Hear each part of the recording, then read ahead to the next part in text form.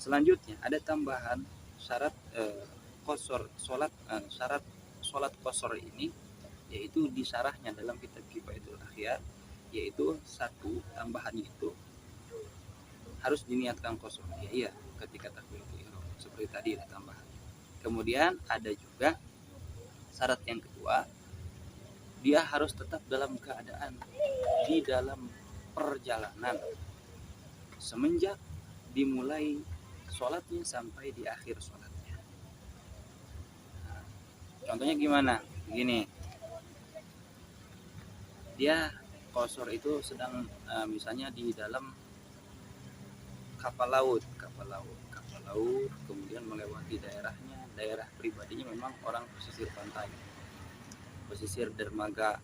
Nah, kemudian ketika dia melaksanakan sholat di kapal laut, tiba-tiba di pas takbiratul ihram sih masih dalam keadaan perjalanan, tapi begitu dia tahiyat akhir tiba-tiba kapal laut ini bersandar, maka itu harus jadi sholatnya itu itmam, disempurnakan, tidak boleh diteruskan dengan sholat mengqashar seperti itu. Jadi perjalanannya itu harus sholat ketika melaksanakan sholat qashar itu dari mulai awal takbiratul ihram sampai akhirnya tetap masih dalam keadaan melaksanakan perjalanan, belum sampai ke daerah tempat tinggalnya seperti itu. Kemudian yang ketiga tambahan syaratnya adalah apa? Ayyalama bijawazil qasri, dia harus mengetahui bahwa memang sholat qashar ini diperbolehkan oleh agama, bahkan dianjurkan, itu merupakan suatu keringanan dari Allah Subhanahu wa taala. Bagaimana kalau dia nggak tahu, tiba-tiba ikut-ikut aja orang sholat 2 rakaat di zuhur, dia ikut-ikut nggak tahu bahwa itu qashar, maka sholat qasharnya tidak sah. Tambahan syarat dalam kitab Kifayatul Akhyar.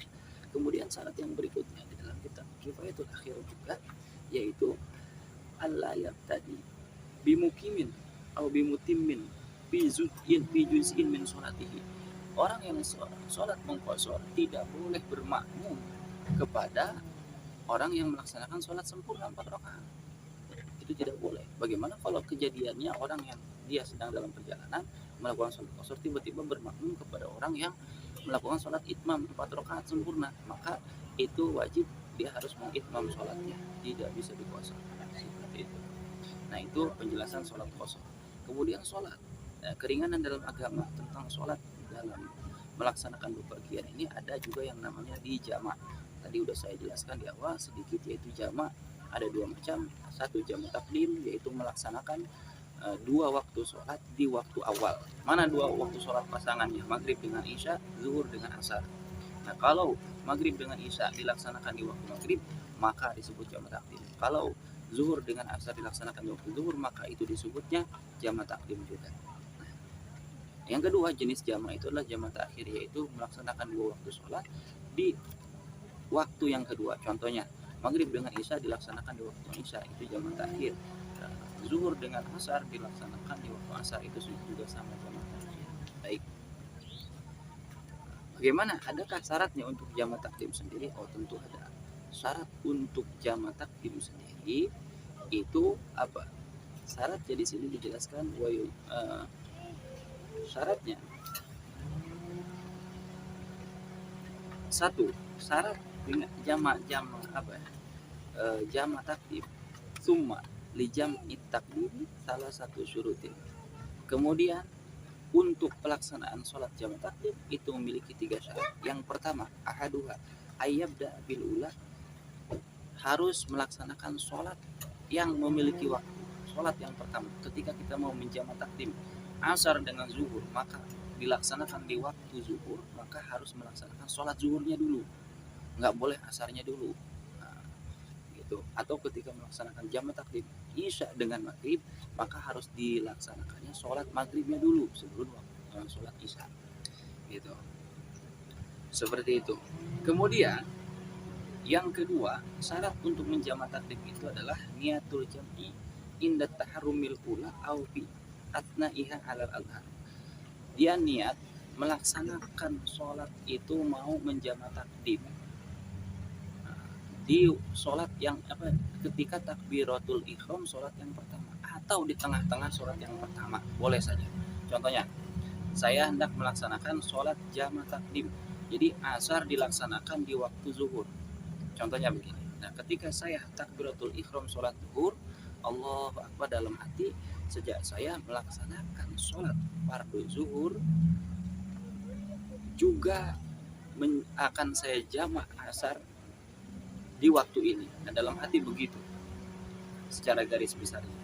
Atau tidak bisa, sulit kita ketika takbiratul ihram, boleh di tengah-tengah sholat, yang penting belum selesai itu sholat zuhurnya, dalam hati saya hendak menjamak asar menjadi jamak takdim setelah ini, itu boleh. Nah, jadi di tengah-tengah sholat, kalau kita kagok ketika takbiratul ihram tidak dapat menghadirkan niat hendak melaksanakan sholat jamak takdim, itu syarat yang kedua.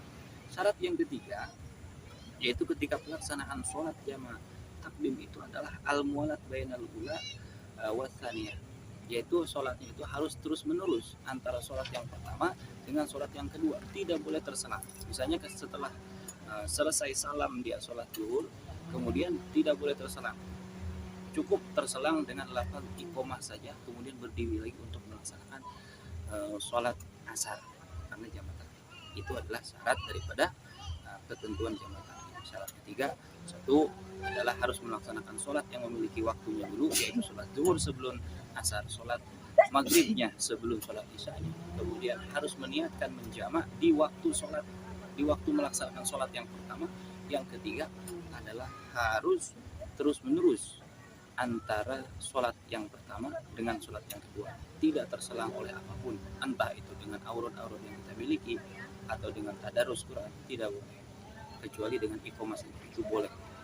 Selanjutnya, untuk jamak takhir seperti apa? Nah, untuk syaratnya jamak takhir yaitu melaksanakan sholat zuhur di waktu asar atau sholat maghrib di waktu isya. Syarat jamak takhir itu lebih mudah daripada syarat jamak takdim.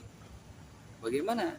Nah, pokoknya syarat jamak takhir adalah ketika memasuki waktu sholat pertama, contoh waktu sholat zuhur, maka dalam hati dia berniat mengakhirkan sholat zuhur, hendak dilaksanakan jamak takhir dengan asar, itu selesai.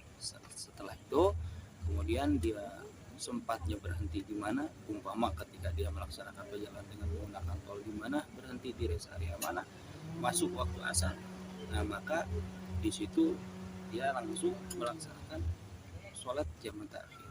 Terserah, bebas, entah itu mau dilaksanakan sholat asarnya dulu atau sholat zuhurnya dulu, tidak ada ketentuan tertib di sini dalam pelaksanaan sholat jamak takhir.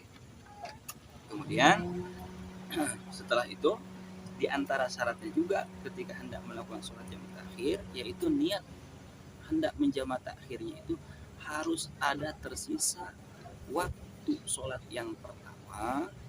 Waktu sholat yang pertama itu sekiranya masih bisa dapat dilaksanakan sholat secara sempurna. Misalnya habisnya waktu zuhur itu jam 3, kita sholat itu misalnya 5 menit, nah jam 3 kurang 5 menit itu dia paling minimal sekali sudah meniatkan hati hendak melaksanakan sholat jamak takhir. Bagaimana kalau pas waktu azan zuhurnya, setelah azan zuhur dia langsung hendak meniatkan jamak takhir, itu lebih bagus, tidak masalah.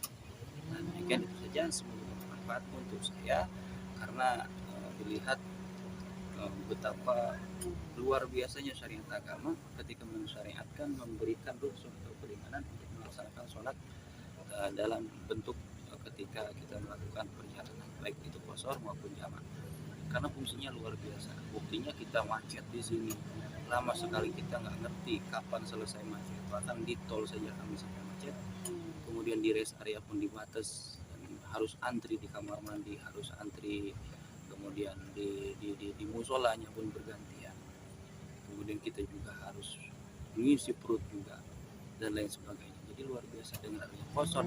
Boleh nggak sholat jamak sekaligus qashar? Boleh.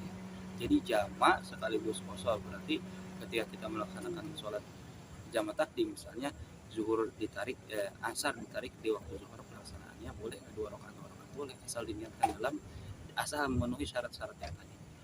Itu saja dulu. Sekali lagi semoga ada bermanfaat untuk kita semuanya.